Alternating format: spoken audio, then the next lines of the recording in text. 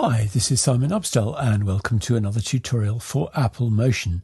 And today I want to show you a whole variety of techniques for creating this sort of glass effect.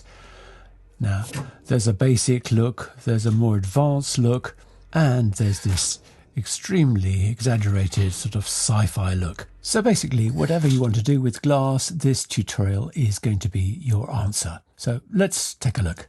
Okay, for this project, I'm going to go with 1920 1080, 24 frames a second, and a duration of 5 seconds. So let's come over and import the assets. I'll give you a link to these in the description. So import all of those. So I'm going to take that glass texture, drag it out into a new group, and I'm going to call this new group Displace. And I'm going to call this group here with the other two elements in it, Source. And I'm going to turn off the composite, and I'm going to also turn off that displace group just so we can see. So we've got this text only. You could make your own text. I've just done this to save time on this tutorial. So actually, while we're at it, let's switch this group to fixed resolution and also this group like that. Then I'm going to make a new group inside this displace group. So object new group, and then I'm going to put the glass texture into that. And let's call this left. Just turn on this group so we can see what's going on here. So what we're going to do is going to take the glass texture and we're going to scale it to 100%. We're going to rotate it through 30 degrees and we're going to shear it 30 degrees on Y. And that'll give us this nice angled effect, and that's going to make it look a lot better. Then I'm just going to move this over temporarily like this, so it's sort of roughly halfway across the screen. So then if we just briefly turn off this displace group and we come to our source group here and we come to filters and blur and compound blur, we can start to build our effect. So let's use the displace group as the source for the compound blur. And then if we crank up the compound blur, you can see that that left-hand side of the screen is getting that sort of blurring effect. Like that, as though the glass is frosted and we're seeing through it. So that's a value of 300 on that, which is as far as it will go. And it is pretty nice and frosty. So what we can also do is after that compound blur, we can add filters, distortion, and glass distortion. And we can use that same displace group as the source for the glass distortion. But having done that, you can see that there's a bit of a problem. We only want the distortion to apply to this left-hand half of the screen, but it's applying to the whole thing. And that's because we need to come to our displace group, library generators, color solid.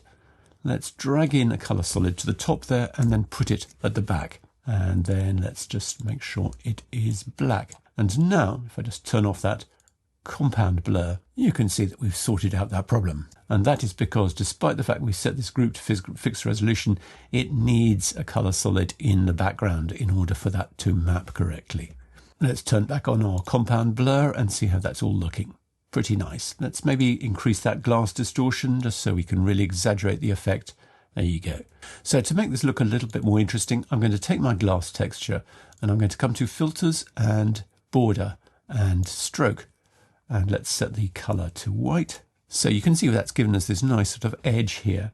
I'm going to set the width to 20, set the position to inside, and let's fade the inside like that. And you see just that little bit of fade there gives us this really nice sort of beveled look to it. We could even try fading the outside as well if we want to get a bevel on the other side as well. So there you go. I'm going with about 15% on both of those. So next we need to take care of the other side. So I'm just going to select that glass texture. And actually, let's just set this X position to be negative 1080. And then we can duplicate this left group, right click duplicate, and we can call it right.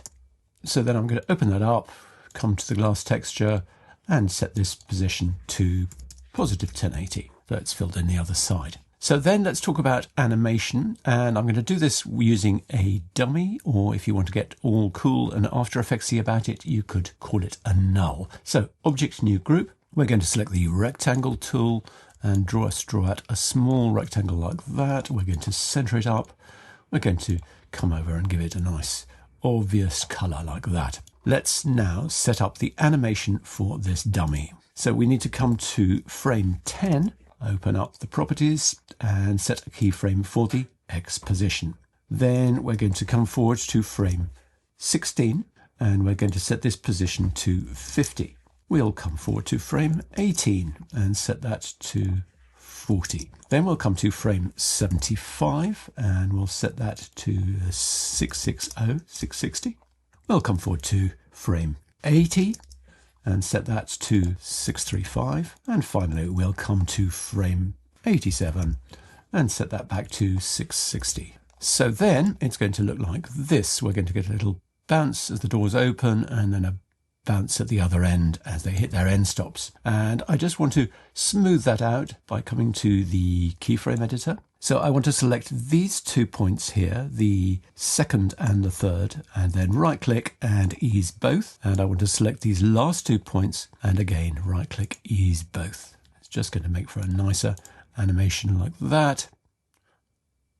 Bounces gently at the end. So that's good. We can close up the keyframe editor. We can call this group dummy, and then we can link the left and right to the dummy. So let's start with the right. We'll come to the X position and we'll add parameter behavior and link, and we'll select the rectangle. And now that's moving with the rectangle like that. And then for the left, again, let's add parameter behavior, link, and select the rectangle. And what we need to do here is have a scale of -1, so it goes the other way. But now we're getting this. Jolly good. So then we can close down the dummy and turn it off. So let's come back to around here. And now what I want to do is some more processing of the area that's behind the glass, as it were. So what I'm going to do is I'm going to clone this source. So right click, make clone layer, and I'm going to call it behind or something. So what I want to do is I want to mask this off so it's separate from the background. And I can do that using this displace group here with a bit of processing. So I'm going to add an image mask and I'm going to use the displace as the source. Actually, I'm just going to turn off that source layer there so we can see what's happening. And I'm going to switch this image mask to luminance. Now, the problem is that our displace map is grayscale. We've got all these nice grays here with the glasses, and we need that for the glass displacement and the compound blur. But from the point of view of it being an image mask, we need to process it. So select the image mask, come to filters, color, and threshold, and we'll just set the threshold and the threshold smoothness both to 0.1. And you can see the difference that makes. We're now back to what it did look like before. As you can see, now I've turned back on that source group. So what we're going to do here is we're going to select that clone layer, come to properties, and I want to just scale it a little bit. I think I'm going to go with 104, and hopefully you can see that we've now got this sort of refraction on the edge of that bevel there. So if I set that back to 100, you can see the difference that makes. Just a bit nicer, I think. So the other thing I want to do is I want to select this clone layer, and I'm just going to add filters, blur, and prism. And immediately you can see we got this interesting sort of chromatic aberration on there. We probably want to turn that mix value down to about 50, but I think just that extra little bit of color there helps. It also adds a little bit of extra frosting, which is quite cool. And the other thing we can do with this layer is come to filters and color curves, and give it a little bit of a boost like that. That's maybe quite nice. So this is our basic effect. And actually, let's now switch to the composite here. So turn off that text only and let's look at the composite. And you can see how nice it is when we apply this effect to a full frame image. And I particularly like the way that scaling has worked on the bevel there. So now we've got this basic setup, we can start to have some fun with this. So one of the things we can do is come to this displace group and filters and color and levels. And depending on what we do with the levels, so here I'm crunching the blacks and you can see we're getting sort of a lot more see-through look. And if I crunch the whites, conversely, we get a really exaggerated effect from the distortion and the compound blur.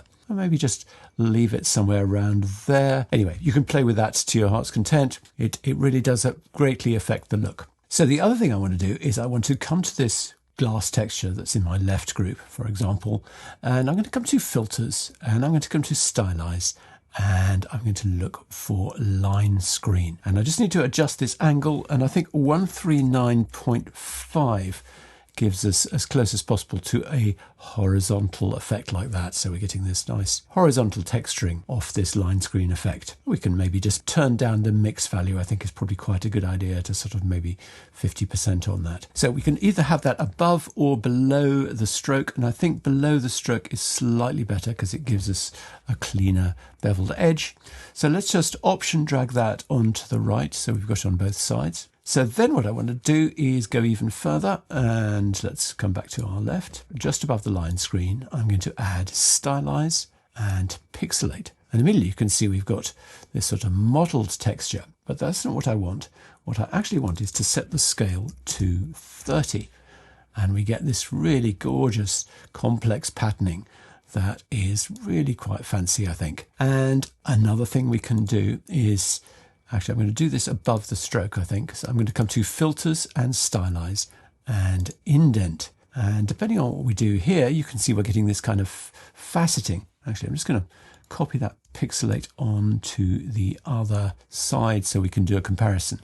You can see the difference that that indent has made, and it's particularly noticeable if we reduce that highlight sharpness there. The difference between the left and right is now quite considerable. So adding filters, as I say, to these two glass textures is really going to give you a lot of interest and a lot of different kind of glass looks. So hope that's been useful. Thanks for watching, and I'll see you again soon.